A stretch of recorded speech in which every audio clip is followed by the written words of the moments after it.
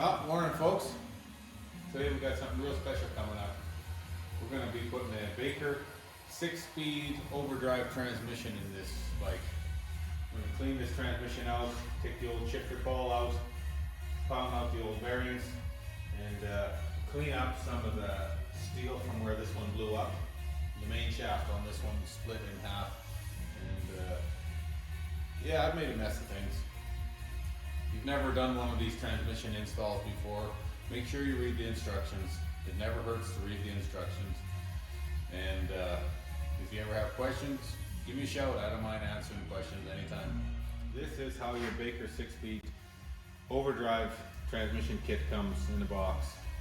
You get your gear set and your trap door, you get your shift drum, you get your main bearings, you got a new bearing for your inner primary support plate, your 4 shifter forks, spacer for your oil spout, couple seals, quad seal, all your hardware, your I believe it's called, the official name is called the secondary, I don't know. Anyways, another bearing, new shifter pawl, and the adjustment to center it, clips, clutch release, rods are all longer because your trap door is thicker, and yeah, so I like to lay this all out on a white piece of paper towel so you can see all your little clips. You're not going to lose anything. And clean this stuff up, oil it, blow it out, oil it before we assemble it. So yeah, let's get started. First step to this installation is take the gasket that comes in the kit, right side up, center it over the dowels, take a marker. If any material protrudes above the gasket surface here, you're going to have to remove back about an inch, half an inch or so. But this one's good. We don't have to remove anything other than the sharp edges from what blew up. Then, also, while you have your gasket installed, there should be a dot on your gasket on the top right-hand cover. Right in this spot here, you're going to have a little bit of material here that you're going to have to just file out of there with a large coarse aluminum file or a die grinder. Anytime you're doing any grinding, make sure you wear some safety glasses and hearing protection. While we're checking for clearances, you want to set your shift drum in here and check to make sure your pillow block right here has a gap. Some of your earlier soft tail cases, I believe, are a little tight there. You want to make sure that your torsion spring right here has a gap as well between the cases. Again, you want to take your trapdoor gasket, center it over the dowels.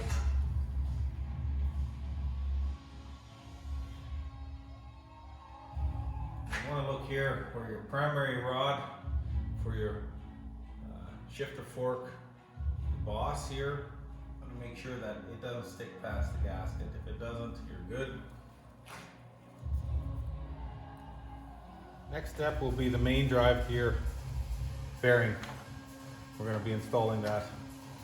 I usually like to install all my bearings, numbers out. Some bearings have a beveled edge on one side and square on the other. Bevel is always the side that's pressing in. And never push on the center of the bearing. Never ever push on the center of the bearing when installing into a case. Always use special tools so that you don't wreck what you're doing. You've got the bearing in, you're going to want to put your clip in. It might be hard to see from the video, but the clip actually has a beveled edge. The beveled edge goes out. Once your bearing is installed and your clip is installed, make sure that this gap right here is facing backwards. Now we're going to install our 6th gear. We're going to pull from the inside, but we're going to support the inner race of the bearing, so we're not pulling. Do the side load on the bearing. Now that you have your 6th gear installed in the main bearing, we're going to install our secondary or our counter shaft bearing with an aluminum driver flush to the outside of the case. And let me clarify one thing. Second to knowing what you're doing, the most important thing is probably cleanliness. Keep your tools clean and your parts clean. Once you've gone inside and put a little assembly lube on your two main bearings, we're going to slide our gear set in now. So now we've got our gasket in here. We're going to install our shifter pawl. And just let it sit there loose like that. Your gear set is cleaned and oiled. We're going to just slide it in there very carefully. If it doesn't want to go on its own, turn the gears a little bit and it'll go. Now we're going to put our 4 5/16 bolts in the bottom with the little red Loctite, and we're going to torque them to 16 foot-pounds with our torque wrench.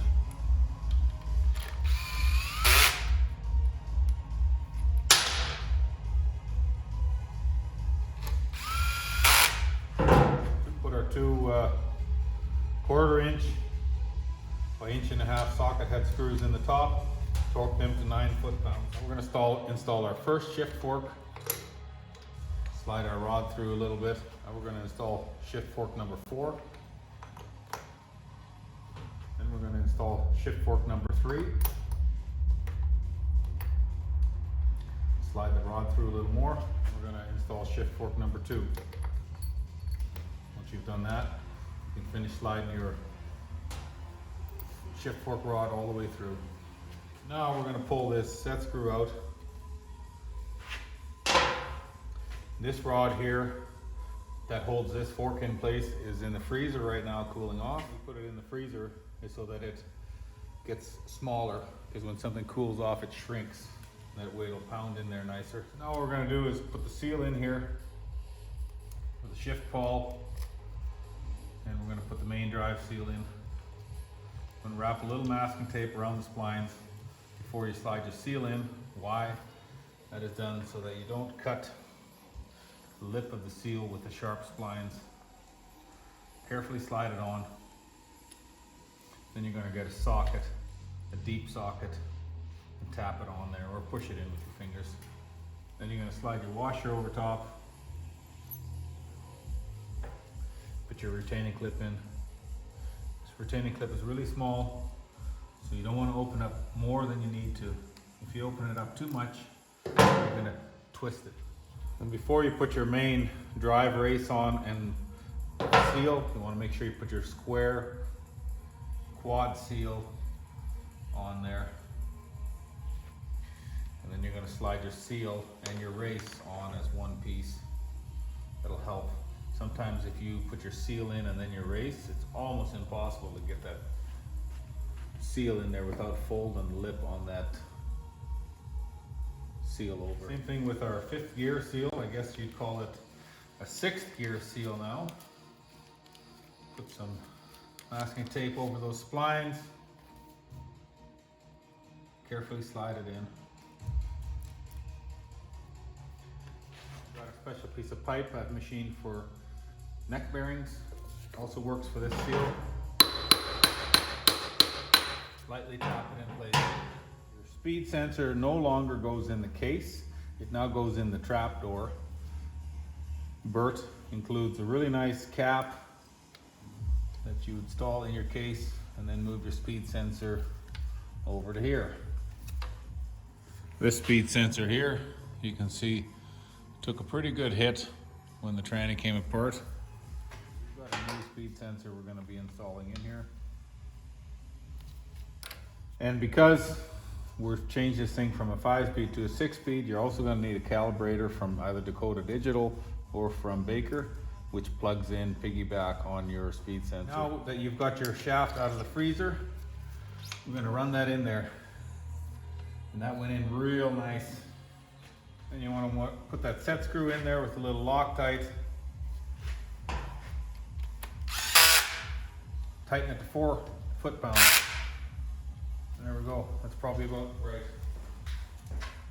Now you want to make sure that all your shift forks move freely, especially number 4 here. If number 4 doesn't go nicely, you're gonna have to go back and clearance that, which would suck if you didn't clearance it properly. I like to take some engine assembly oil now that everything is clearanced. Put a little bit on my pins here for my shifter drum and everywhere that the forks slide in the gears. Now we're gonna carefully install our shift drum.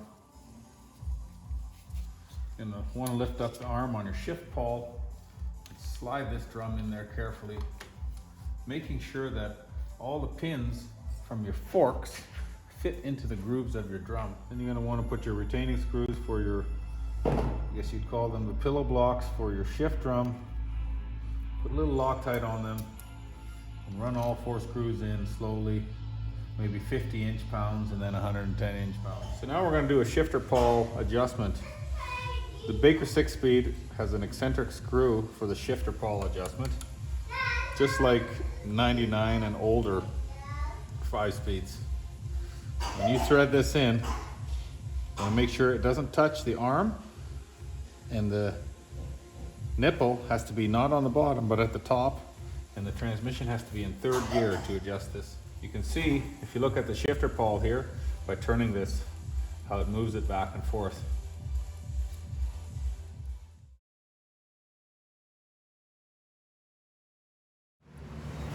You can see now that when you turn the screw in the reverse, the arm is moving in reverse. When you move it forward, it's going forward. And what that entails is that the pin on the eccentric screw is at the 12 o'clock position. So now we're going to adjust this so that this movement is even, forwards and backwards. And you want to make sure the screw is not in too far, that the threaded end of it is hitting the spring on the inside. That's not good. Got that set up properly. We're going to put a little red Loctite on the eccentric screw and run this nut in. Once you've got that Loctite in there and the nut run in, you want to take an 11/16 wrench, hold the center of the eccentric screw and tighten that nut. You've got that all assembled. It's a good time to go through your gears before you put your cover on. On this bike, we're going to put a master cylinder, we're going to put a slave cylinder rebuild kit in this clutch release cover. Pretty simple. The kit comes with a new spring, new piston with seals on it. You're going to want to take a little bit of brake fluid, whatever brake fluid your bike requires, put it on the seals and press it in there. I'm going to throw a new gasket in there from the kit, throw our top cover back on, put 5 bolts in. One longer one on the left side, the other 4 are all the same length.